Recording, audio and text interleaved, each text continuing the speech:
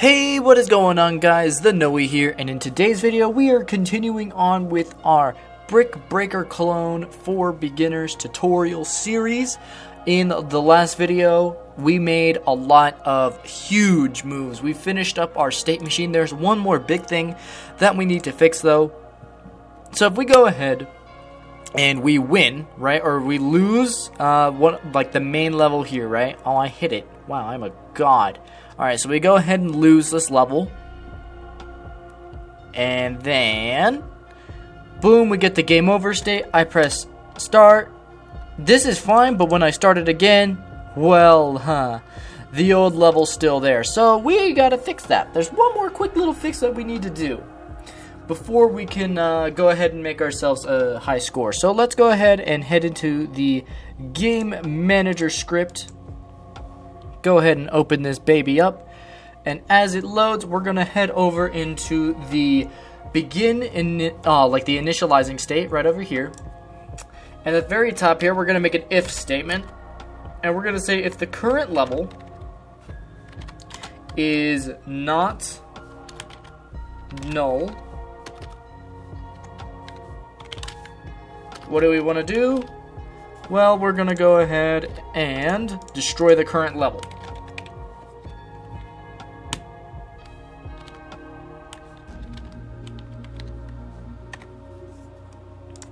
So the reason we want to do that is so whenever we enter the game over state, so let's wait for that to initialize. There it goes. We press play. Yay, we won level 1. We move on to level 2. Oh no, I lost a life. Then one more after this guy. Oh no, I'm gonna lose. No, I lost. And now whenever I go in here, this will still be there, but then when I initialize the new level, we'll be all good to go. So that's pretty awesome. Now let's set a high score, because we do have a score. We have a kept score. So let's make ourselves a high score for the wieners, as everybody else that I talk to likes to call them, the wieners instead of the winners. So let's head over here to our code again. We're gonna have to bring that in. So we're gonna make a new text here. We're gonna make a new public text. And we're gonna name it high score text. So we can go ahead and drag that baby in whenever we make it. Now, in the beginning state of game over, so we head down over here into game over, in the begin state of game over, right before we set the panel active true, because then, of course, then everything is going to go, right? We're going to say if the score is greater than, and then we're going to use a nifty thing called the player prefs, and basically what the player prefs does, what that does, is it gets an integer and stores it. So we're going to say get int, right? Oh, the wrong area of putting this. I need to put it out here. Player prefs dot get int. And then here, we want it to get the high score.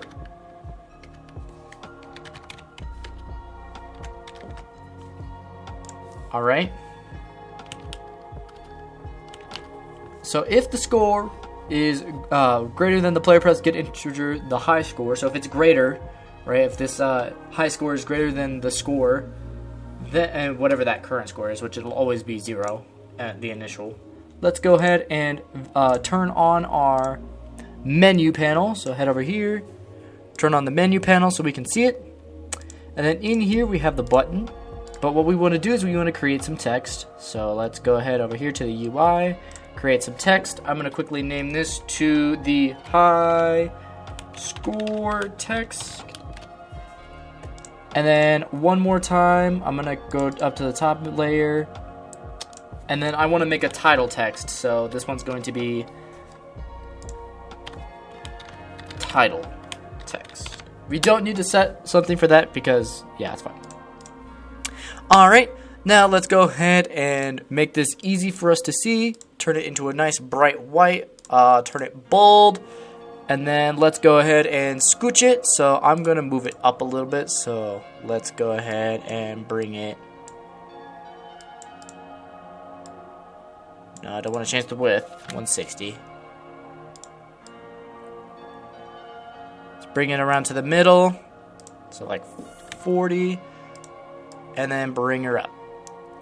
That's fine. This is the high score text, so we want to bring it down. I want to put it underneath, like right there. Let's also scooch this over a little bit more, like around 50.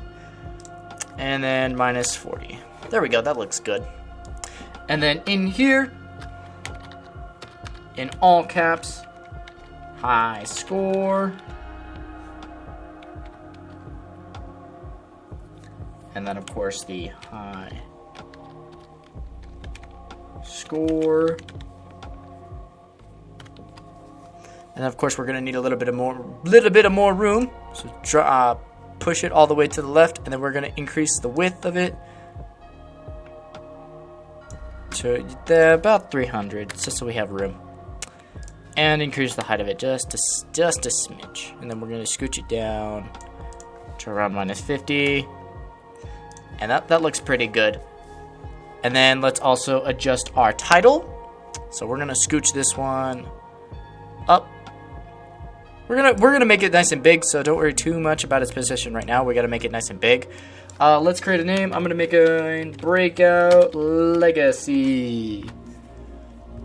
I'm gonna make it bold, and I'm gonna make it nice and bright white color, just so we can see it. And then also let's increase our font size.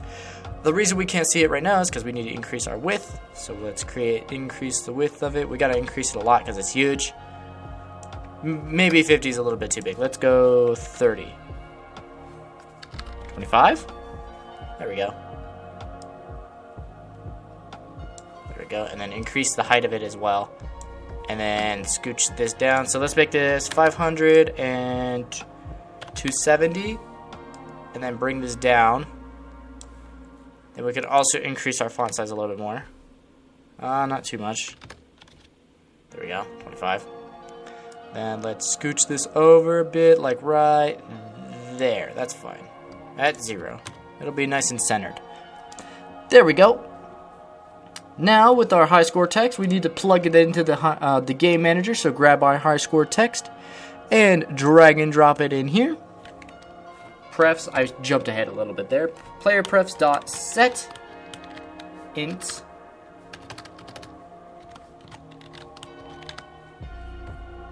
and when we're going to set the jump in here, the high score and the score, and then now we need to actually have the set here. So we went ahead and we connected it. Now we need to update it in our code. So let's go ahead over here in menu. We're gonna set the high score text. So go ahead and go down one.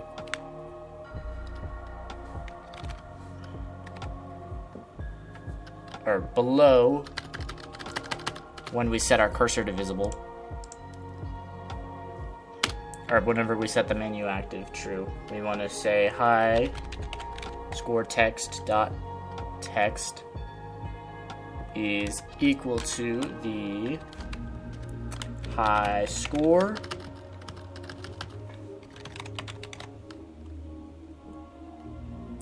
and then we wanted to do, oh wait, not the high score like that. We wanted the high score with all caps because we want to set it out in the main plus the layer prefs. And then we wanted to get the int of high score. There we go. So now that we have it set, so whenever we lose, we'll set the high score. We'll be like, yay, you did it. Alright, and then in start, whenever we lose, or whenever we come in to this state here, we want to be able to go ahead and have it reset the score, the high score. So if you have multiple players, you could go ahead and reset it. So we're going to say player prefs dot delete key, not delete all, delete key. We want it to delete a specific thing, right? We don't want to delete all the player prefs, high score. So now whenever we start the game, it'll go ahead, if you had a high score, it'll delete it. So you start off with 0 and then you play your game, right? So now that we went ahead and we have it deleted, whenever we go ahead and press play, we can go ahead and hide the menu again. So if you guys are ever running into a problem, right, wherever you're making a button or a canvas, so you activate the canvas, and then you take a look here, these will overlap each other if they're all on the same plane, and that becomes a problem. So what you can do is, if it ever starts messing with you, is quickly, whenever you can, go ahead and go down here to the width and height of it, and you can just change that width to something that's more fitting. So I'm going to change this one to 300, and then kind of scooch this over here to 15. There we go.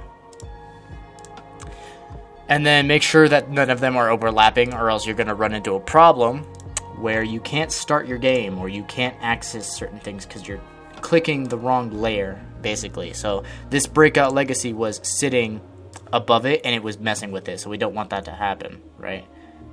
Also, I noticed real fast that my score texts and texts were a little high, and that's because this happened here. So we're gonna squeeze. There we go. They're still a little high, so let's scooch these down just a smidge right there. We're gonna make that minus 4.5, and we're gonna make all of them minus 4.5. Position Y, we're gonna scooch you down minus 34.5. There we go. Okay, now we can disable that again because it looks good. And then one more time, let's run it. Make sure it looks pleasant to our viewers. Breakout legacy. Boom, level completed. Let's zoom this out real fast. Oh no, I lost a life. Everything looks good. Everything looks snazzy. Awesome. So now that we went ahead and we fixed a lot of these bugs for us, now we can actually add some flavor to our game. So what I want to do is we can add maybe some colors to the walls, because the walls are kind of just bland. So let's go ahead and quickly make a material. I'll name it wall. What color should we choose? I'm going to choose... let's go green. Let's go like a lime green. And then go over to our walls here, and then grab wall, and apply it to all of our walls. There we go. Go ahead and save that. And we don't need to apply it to the prefab because, well, it's fine. These aren't going to be going anywhere. They're not being destroyed. If they were being destroyed, we would have to worry about it applying it to the prefab. Now I want to add a star field. I think that would look pretty cool. So I'm going to create an empty. I'm going to name it Starfield. Basically, we're going to be adding some like cool looking stars to our game. So I'm going to add a component. Also, I'm going to zero this out real fast. There we go. We're going to add a component. I'm going to name it, or I'm going to add the component particle system. And whenever we instantiate it, it's just going to start shooting a bunch of purple or pink like squares everywhere. We don't want that right now. So quickly, let's head over to the shape. We're going to change it to a box. So now it'll only shoot off in a box shape. Alright. We want to scale it along the x-axis. Let's try 40. 50. 60. 80. Oh, I did 800. 80. 90. 100. 110. What about 120? Ooh, getting close. 130. That's perfect. All right, and then what I want to do is I'm going to scooch it all the way up here. And then what I want to do is I want to rotate it along the x-axis 90 so that they're coming down. And then one more quick thing is I want to scooch it just a little bit. I want to scooch it along the Z-axis so that it does not interfere with our game. Alright, I do not want it to interfere with our game, or else, well, we kind of get messed up. Now, whenever we play it, we have some cool little stars coming from all the way at the top, but they really never make it to the bottom. You see, they start dying out by the middle. We want to head over here to their start lifetime, and we're going to increase it to 20. Now they're going to reach the bottom. We also want to change up their start speed, and I'm going to change up their size as well. So their size. And we're going to change both of those to a random between two constants. Let's make them pretty small. Let's make them a little bit bigger. We want some bigger stars.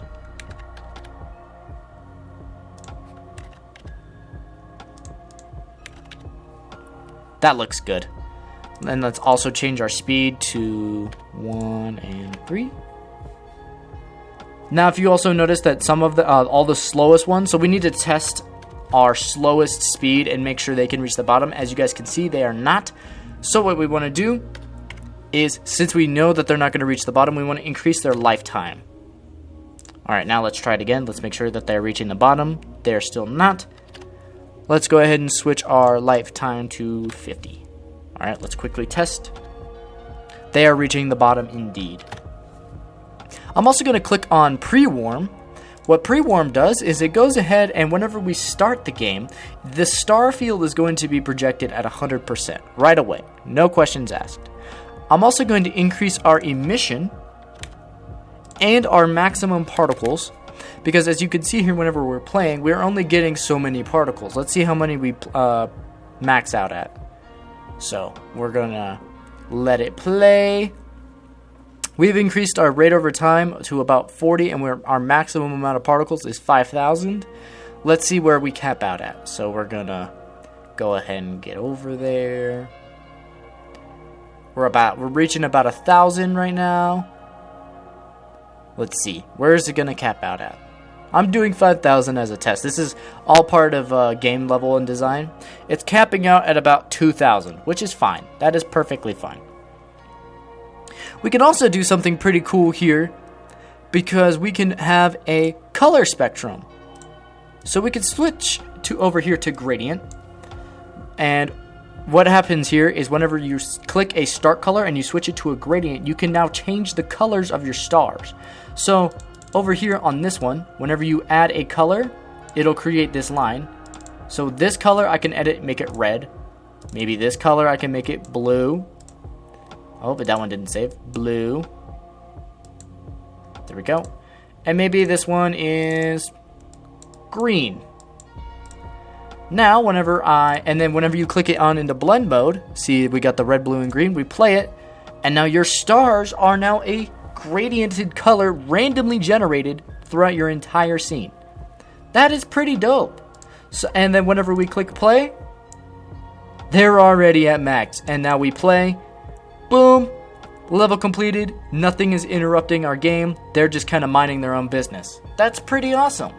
So now we have a fully functioning star field in the very back of our game here that looks pretty awesome. Now, there's one big thing before we continue on here. Let's go ahead over here to the prefabs and to the levels. And level 0 is still just one brick. So quickly, I'm going to drop level 0 in here, and let's make it more of an actual level, just really fast. So, one big thing I noticed while building this game is that sometimes whenever you're playing your game, you'll be having a whole lot of fun, and then your ball will just get stuck in an endless motion. So, once in a while, whenever you're playing your game, your ball will jump wall to wall, from the left wall to the right wall, and never be able to escape it's basically just a constant horizontal. So it'll never escape that. And that was one of the big things that I always was like, well, how the heck are you supposed to fix it if it gets stuck in a constant horizontal? And so what I want to teach you guys is a quick way to fix it. Now, as a game dev, you'll create ways to fix something and then kind of go back to undo it and be like, yes, it works, but it's not the greatest way to fix it. But for now, it is a fix. So what we're going to do is we're going to go in here. We're going to make a update. we're going to make an update loop, and we're going to say if we input dot get key down, and the key we want, well, it is the space bar. We're going to make it the space bar. So whenever you press the space bar while you're in play for the ball, right?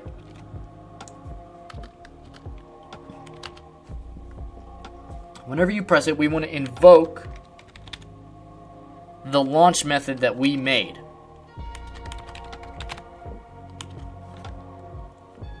Of course, we need the time. I'm going to do it as 0.5 F, just like our other one. And the reason that is now whenever you play, and let's say, you just get stuck in an inconvenient spot where your ball literally just cannot escape, right? You can press the space bar, and basically, here, watch this. Boom, it'll shoot right back up. It'll invoke that launch method whenever you press the space bar. Now, this is only just a quick fix. So let's say, you're playing your game and it's running fine, and then it just gets stuck. Then, of course, you're going to want to update it later, so it's like only if, you're stuck or something like that, or you only get one, or stuff like that. Or you just got to make like a rule set, like don't abuse this or don't abuse that type thing. So if you guys want to, you guys can also curvature your walls more toward the middle, like a very light curvature, like very minimal. Here, let me grab out my pen here. The most notorious drawing tool of them all, my pen. Turn this into like a mini curve, just so that whenever it hits here, it doesn't have a chance to just parallel over to this wall and then never escape, right? Because sometimes you'll just get caught in a never-ending loop and your little ball will just be stuck there. You want to curvature your walls so that there's a chance it can bounce off to one of our sides here. Does that make sense? So that quick fix in code right there just allows you, hey, if you don't want to go in and blender up a new set of walls, that's perfectly fine. That is 100% fine. You don't have to go in and blender a new set of walls just because the ball gets stuck. Just quickly add that invoke launch method to an update loop. And if you ever come across a moment where, hey, my ball is stuck going from side to side to side, all right, well, I got you. And then, boop, it'll go. You can also put in another if statement in the ball section here. And you can have it track its position and say if it hasn't collided with anything in a certain amount of time, invoke the launch method. And that is another fantastic way of making sure that it works properly. It's just a little bit more complicated to do the tracking method, and I would gladly teach you that, but I'm currently going to be doing more of something like that in a future video series whenever I teach you guys a new game. But that's pretty awesome. So now your game is 100,000,000% functional. So you can go in, you have some flavor to the game, you have a working high score that gets reset every time, you have a title, you have a working play button, you have working levels. If you win the level, you move on, you have a working paddle, and if you lose, you can get out of the game and reset everything and try again. And it's pretty awesome. So this is like what I'm talking about here. Sometimes it'll just go super slow.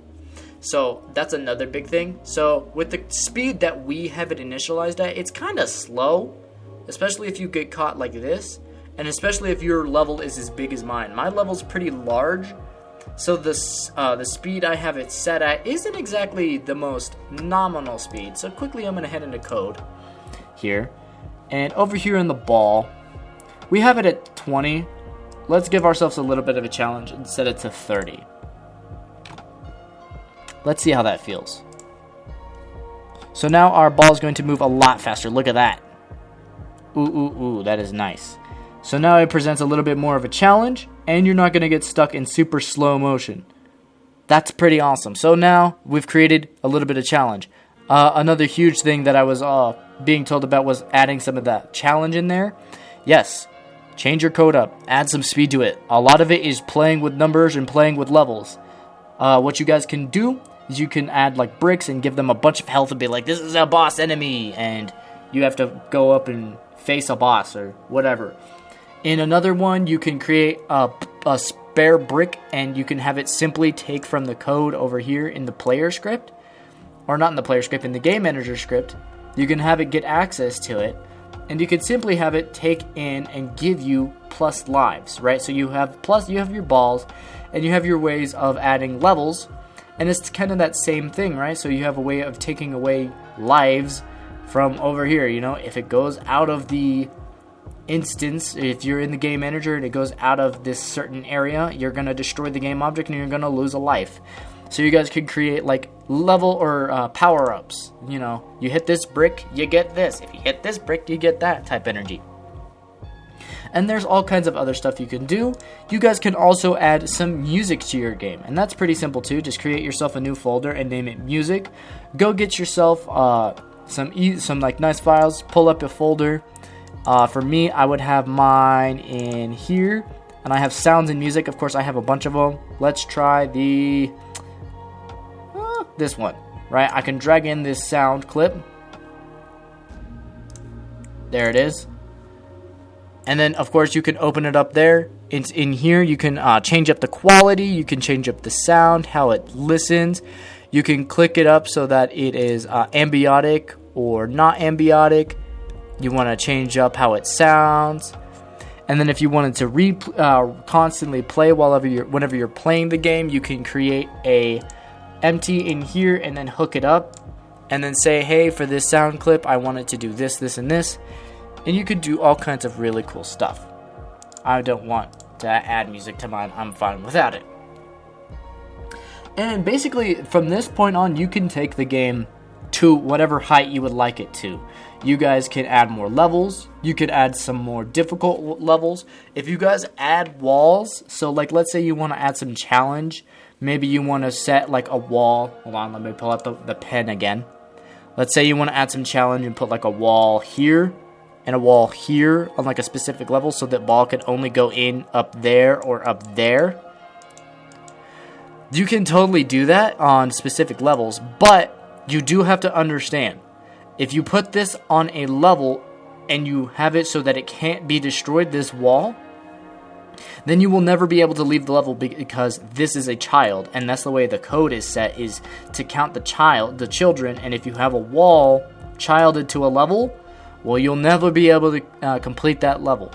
So if you ever really want to do that, you would have to run an instantiate. And of course, you guys know how to do that from this wonderful tutorial series. You know how to instantiate something.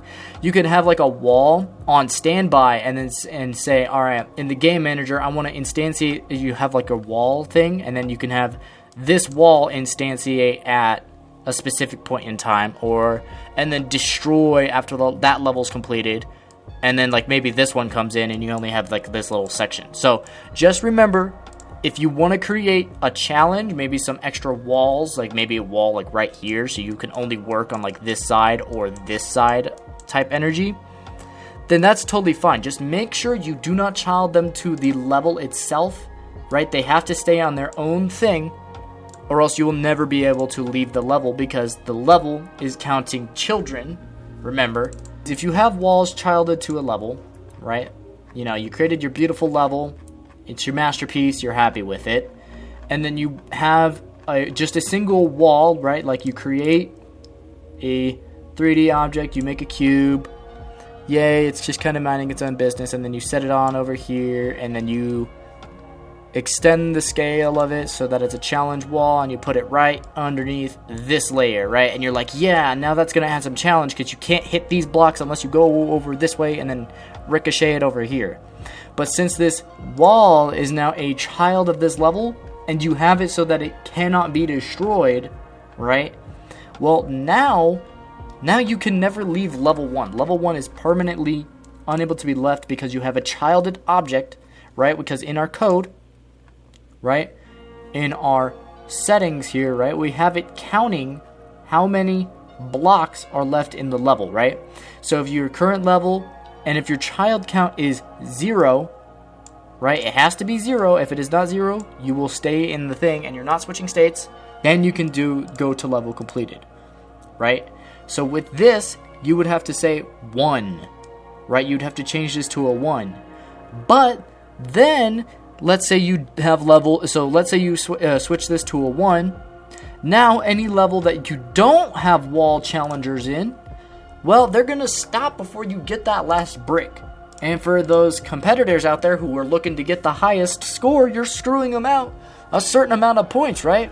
Let's say you make a level like, let's say you make a 10 level game, and then on the 10th level, you have 2 blocks. You have a boss block and like a small blocker block, right? And you break the small blocker block, and then you have access to the boss, but you changed the code in here to 1, well, then you complete the level. Yay, you did it. It goes ahead and destroys the level. That boss is gone, but it does not award you those points. That boss is just gone. So whatever pointage you could have gained from that enemy, well, it's just gone. Boop, gone. So that's why I'm stressing that one out a little bit. If you guys are going to try to add challenge levels or anything like that, make sure you don't child them. Have them instantiate in whenever that level is instantiated. Does that make sense? I hope so. But other than that, guys, this is the final video for this series. You guys now have completed your first legitimate game. Yes, it is a 2D game, but it's still a game. You can click play. You can play the game, and you can edit it and make it yours. This is yours to control now. This is your creation. So I hope you guys enjoyed this tutorial series. I hope you guys found it informative. If you guys would like to see some more of my content in the future, make sure you guys subscribe and ring the bell so you guys can get notified whenever I upload. And also, guys, make sure to leave a comment down below if you guys have any questions at all from anywhere in the beginner tutorial series, from the beginning of whenever I did episode 1 where I taught you guys the interface, to now whenever you guys have created your first legitimate official game. If you guys have any questions on anything or just need some help with the coding process or anything like that, be sure to leave a comment down below and I will get to you ASAP. And other than that, guys, I hope you guys enjoy this video, and I will see you all in the next one. Peace out.